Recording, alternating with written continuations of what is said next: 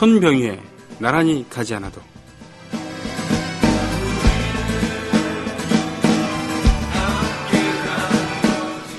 현지 시간 15일 이탈리아 알바노시의 한 신학교 성당 앞 로마를 떠난 검은색 운구 차량의 모습을 드러내자 500여 명의 시민들이 술렁이기 시작했다. 차량 안의 시신은 제2차 세계대전 당시 로마에서 수백 명을 학살하고도 사과를 거부하다 15년의 가택 연금 끝에 지난 11일 100세의 나이로 숨진 나치 전범 에리히 프리프케였다. 장례식에 반대하는 시민들은 장례 행렬을 향해 살인마 프리프케라고 적힌 플래카드를 든 채 시신을 쓰레기 매립장으로 보내라고 외치며 병과 쇠사슬을 던졌다. 경찰이 최루탄을 쏘며 해산을 시도했지만 역부족이었다.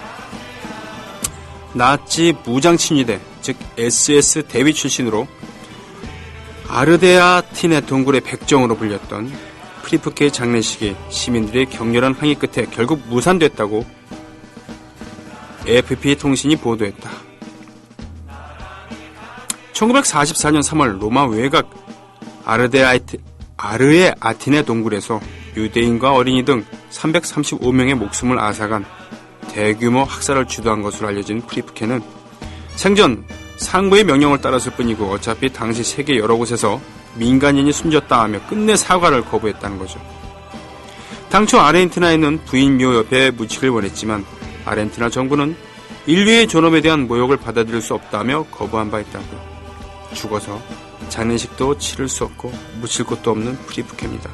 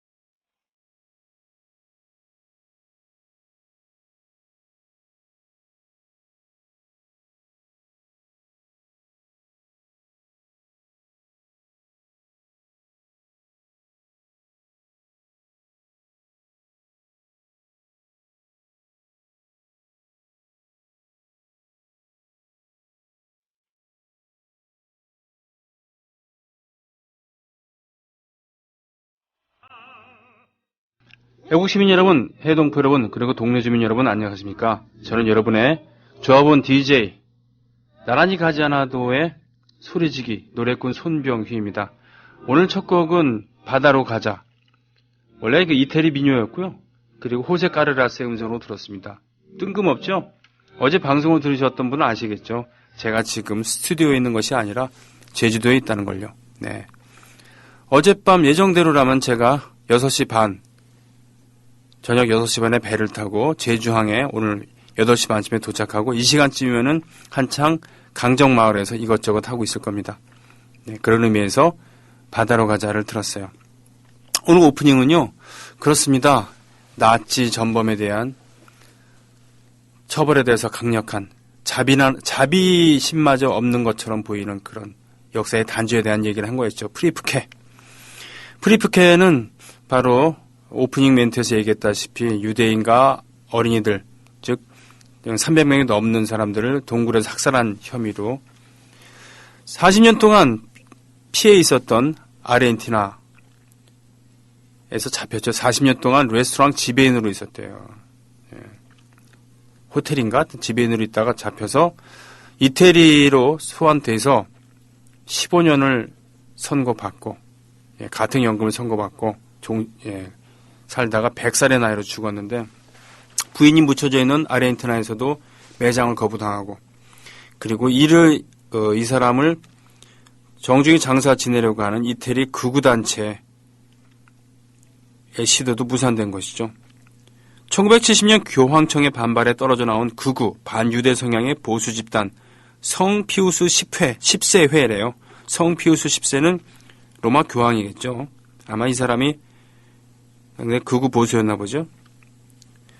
이태리 당국은 16일로 나치가 로마 유대인 지역을 공격한 지 70주년이 되는 이 시기에 장례식을 둘러싼 대립이 사회적 긴장을 악화시킬 수 있다는 염려에서 이번 장례식 결국은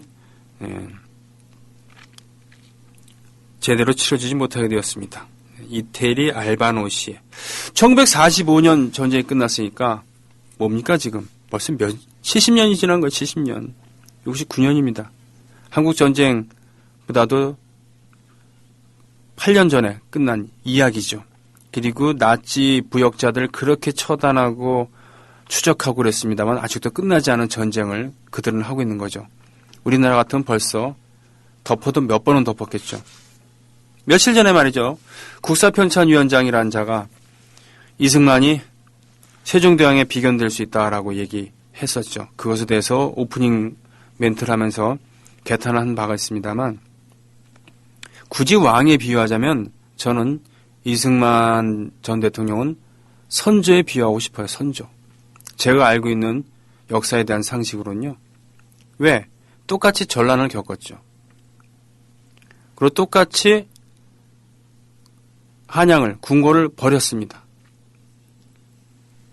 그렇죠. 성난 백성들이 경복궁을 불태웠잖아요. 그래서 아니 왕이란 자가 백성을 놔두고 저렇게 주랭랑을 치다니.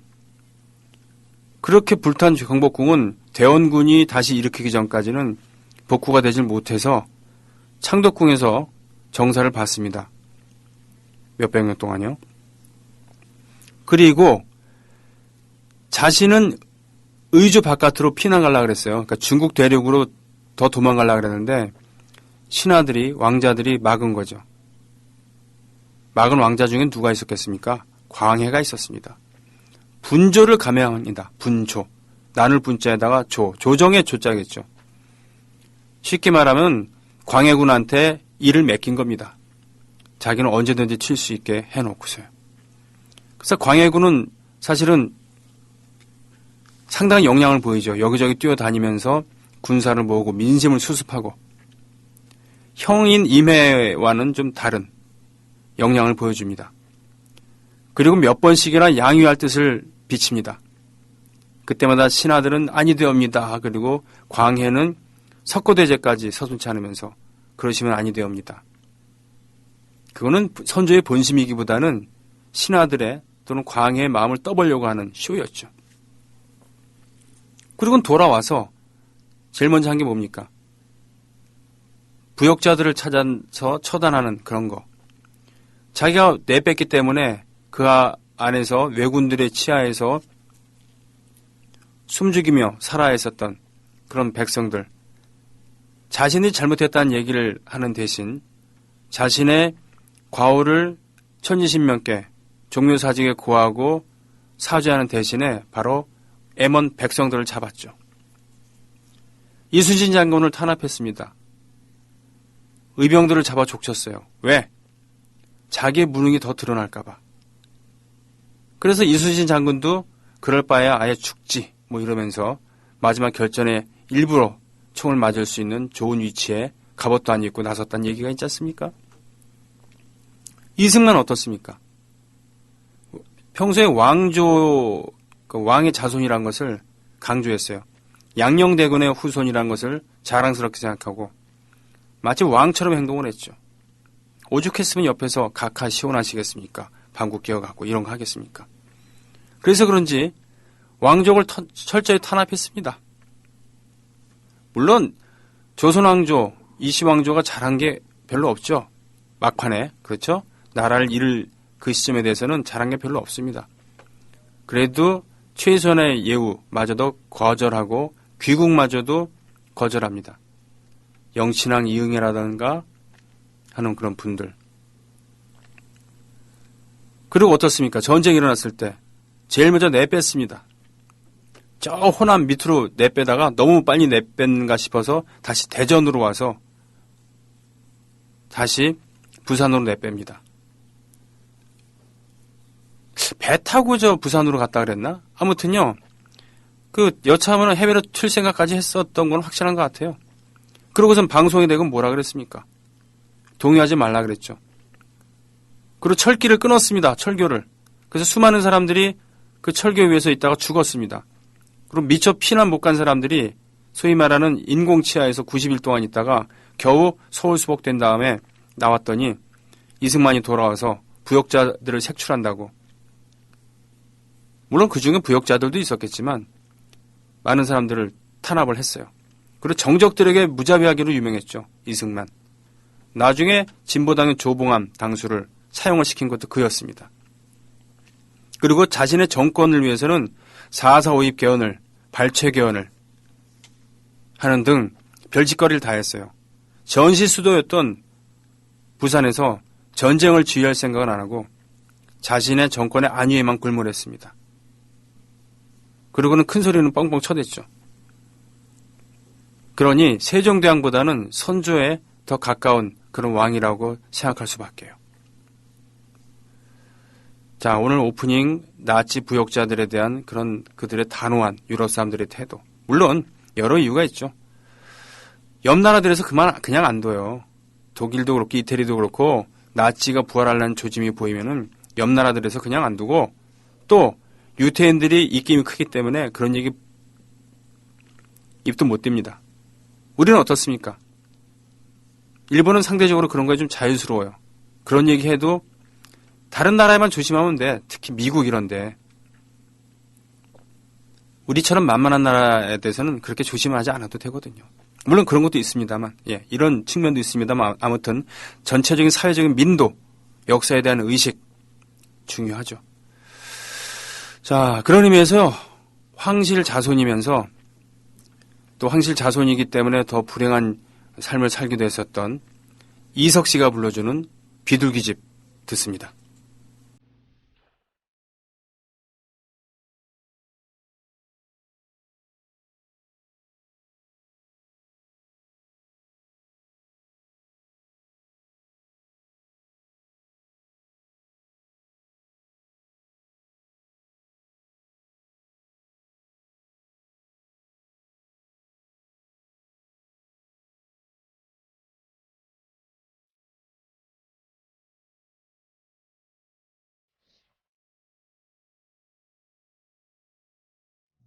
네, 비둘기집에 이어서 들으셨던 곡은 바로 이석, 황손이죠.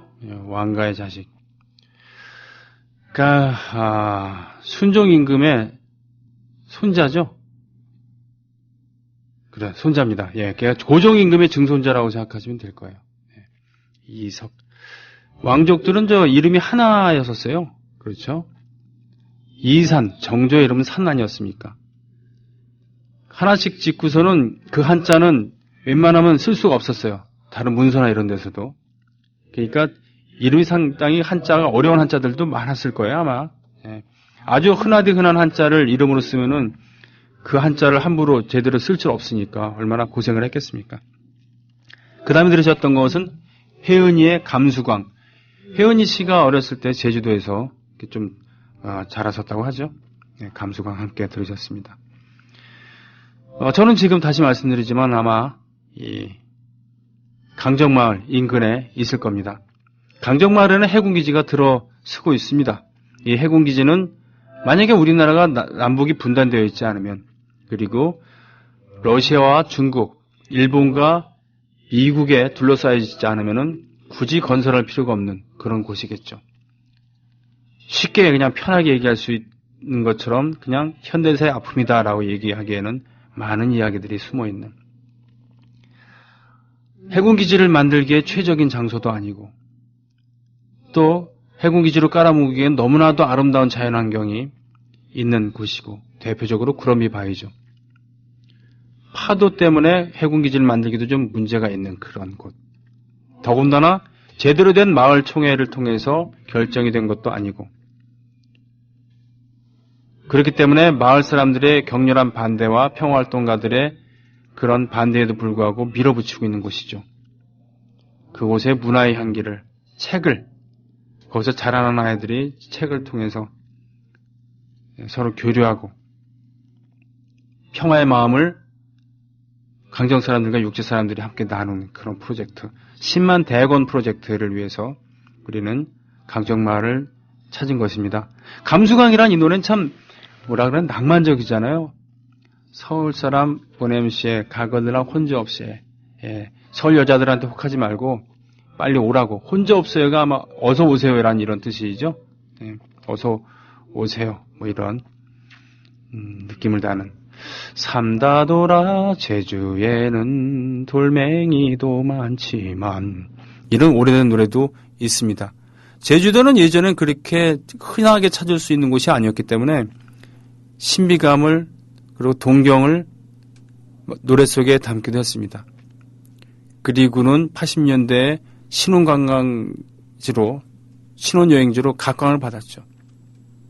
지금은 한 해에 200만 명의 외국인 관광객이 오는데 그중에 160만 명이 중국인이라고 합니다.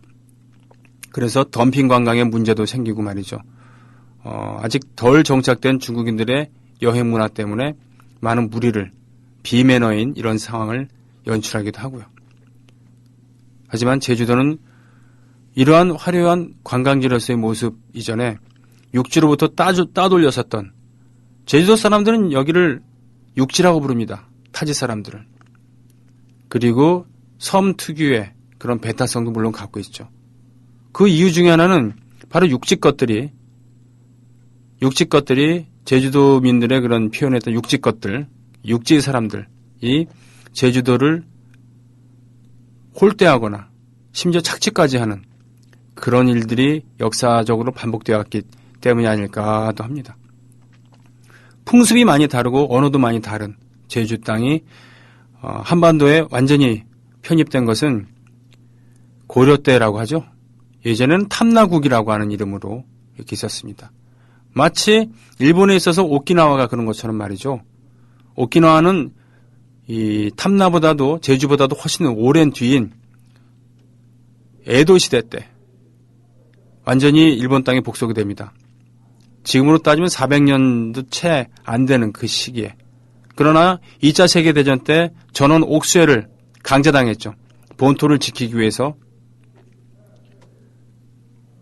미국의 그런 만행이나 이런 것을 과장시킵니다.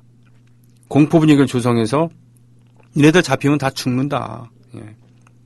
그래서 서로 찔려 죽게 만들고 동굴에서 추루탄으로 자폭하게 만들고 많은 오키나와인들이 희생이 됐죠. 제주도에서는 소위 4.3 사태라고 해서 좌익을 소탕한다는 그런 명목으로 수많은 양민들이 학살을 당했습니다. 빨치산들에 의해서 희생당한 양민들도 있었죠. 그러나 대부분은 본토에서 온 경찰과 군인들에 의해서 애꿎게 돌아가신 분들이 참 많습니다. 그렇기 때문에 지금도 제주도는 어떤 당보다는 무소속 후보가 높은 득표를 올리고 있죠. 그렇지 않습니까? 낮에는 정부 편, 밤에는 빨치산 편을 들어야지 살아남을 수 있었을 테니까요. 그렇기 때문에 감수광이라는 이런 노래 또는 다음에 들려드릴 이런 노래가 꼭 낭만적으로만 느껴지지는 않는, 그렇다고 해서 제주도 갈 때마다 인상 쓰고 무거운 마음으로 가라는 얘기는 아니고요. 그냥 관광지로만 봐주진 말자라는 그런 얘기를 하고 싶은 겁니다. 최성원의 노래를 듣죠. 제주도의 푸른 밤.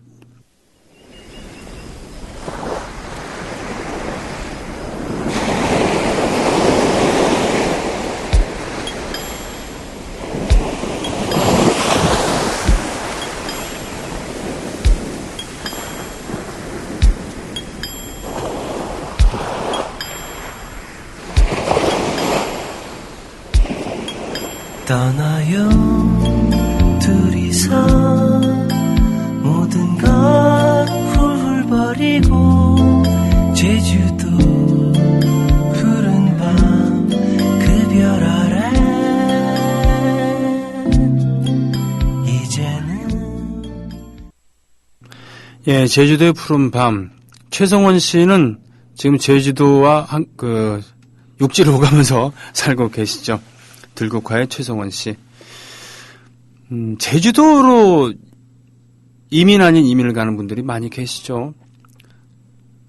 중산간이라고 하는 한라산의 중턱에 있는 그런 인적이 별로 없었던 그런 마을에 상대적으로 땅값도 쌌던 그런 곳에 여러분들이 정착을 해서 이제는 그쪽에 빈집은 보이지 않고, 예전에 빈집도 꽤 있었는데 땅값도 많이 올랐다라고 그런 얘기 있습니다.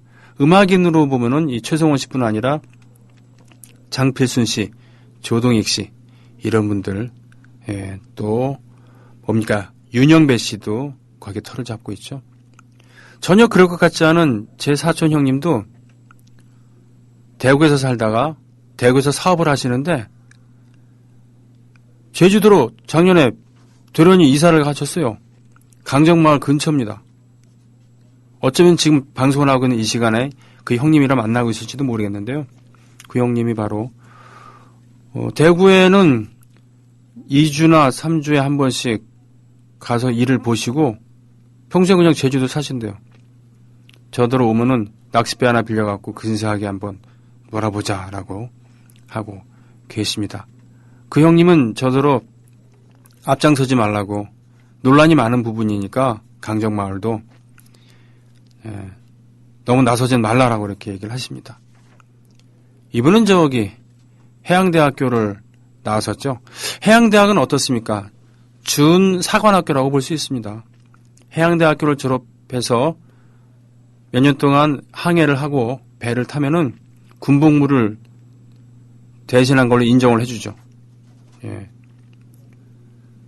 해양대는 그래서 제복을 입고 다니고 군사훈련도 하고 그렇습니다. 제가 알기로는 그래요. 이 형님이 봤을 때는 제주도의 해군기지 필요성이 있다고 그렇게 하는 것이죠. 그러나 키포인트는 그겁니다. 그 해군기지가 누구를 위한 해군기지인가? 만약에 그 해군기지가 그 미국의 그런 태평양 방어 개념으로서 필요한 전진기지다. 이 성격이 많이 있다고 한다면은 반대로 따지면 그러면 중국이나 러시아에 대한 위협일 수가 있는 거거든요.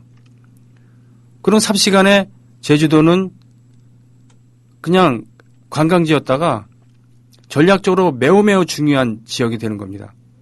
바꿔 얘기하면은 유사시에 바로 전쟁터가 될 수 있다는 얘기죠. 물론 한반도는 전 세계 가장 첨예한 무력이 대치하고 있는 곳이지만 또한 그렇기 때문에 전쟁 위험성이 상대적으로 낮을 수 있다고 생각을 합니다. 그렇죠. 여기서 잘못 건드리면 다 망할 수 있으니까. 하지만 그렇기 때문에 무력보다는 평화의 기운을 더 불어넣어야 되는 거 아니겠습니까? 그러려면 남북이 대화를 해야 됩니다. 각 북과 남과 북의 정권의 안위를 위해서 서로 상대방을 이용해 먹으려고만 하지 말고 진정한 민족의 평화를 위해서 힘을 써야죠. 정권이 바뀌더라도 그 부분에 대해서 놓칠 말아야 됩니다. 끈을 놓지 말아야죠. 그런 가운데 주변 4개 강대국과도 적당히 등거리 외교를 해야죠. 비슷하게 말이죠. 한쪽에 너무 치우친 외교하면 안 되잖아요. 우리가 중국을 생각하고 있는 거는 그들의 군사력이 강하기도 하지만 또 우리 최대의 경제 교역국이잖아요. 일본 없이 어떻게 우리가 수입하고 수출하고 그걸로 먹고 살 수 있겠습니까? 중국 시장을 포기해서는 절대로 안 되잖아요. 점점 갈수록 그 의존도가 높아집니다. 전통적으로 미국과 일본이 높았지만 그보다 더 높습니다. 제6공화국 그러니까 노태우 정권이 출범했을 때 이러저러한 군사 독재, 군사 정권의 연장이기도 했지만 상대적으로 외교는 괄목할 만하게 발전이 됐었죠. 남북관계도 그렇고 그때는 주변의 상황도 그랬었지만 자연스럽게 남북한 동시 유엔 가입도 하고 러시아에 물론 이 차관 외교라는 비아냥도 들었습니다만 30억 불 지원해주면서 수교도 맺고 그랬습니다. 러시아는 전통의 강호니까요. 그리고 부동항, 즉 겨울에 얼지 않은 항을 찾기 위한 필사적인 노력의 일환으로 극동까지 진출하고 블라디보스토크까지 온 거 아니겠습니까? 자, 보자. 제주도 사투리는 참 특이하죠. 저도 아직이 아니라 모르는 단어가 훨씬 더 많고, 원래 사투리 들으면은 지금 제주도의 젊은이들도 잘 모른다고 하죠. 많은 분들이 살 길을 찾아서 일본으로 갔습니다. 특히 오사카에 많이 갔었죠. 박치기란 영화에 보면 그런 얘기가 많이 있고요. 실제로 오사카에 가면은 고향이 제주도인 분들이 많이 계세요. 그렇기 때문에 제주도의 인구는 50년 전이나 지금이나 별로 변함이 없습니다. 그 제주도 사투리를 가지고 노래를 만든 팀이 있어요. 예, 사우스 카니발이라는 그런 팀인데 참 발랄합니다. 예, 몬딱 도로라. 이게 이제 함께 달리자라는 그런 뜻일 거예요, 아마. 예, 그리고 혼자 없어요. 어서 오세요라는 그 노래, 두 노래 듣겠습니다.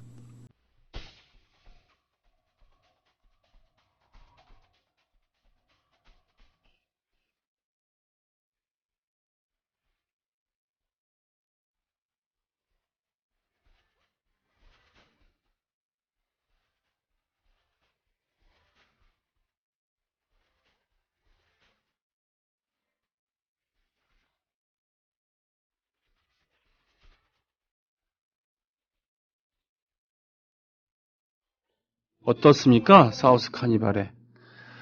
팡팡팡팡 거리는 그런 소리 나죠? 그거는 둥그런 양철처럼 생긴 그런 꼭 그 양푼 비빔밥 먹을 때 나오는 양푼처럼 생겨갖고 중간중간에 홈이 파져 있어갖고 그걸 치면은 각각 음이 나옵니다.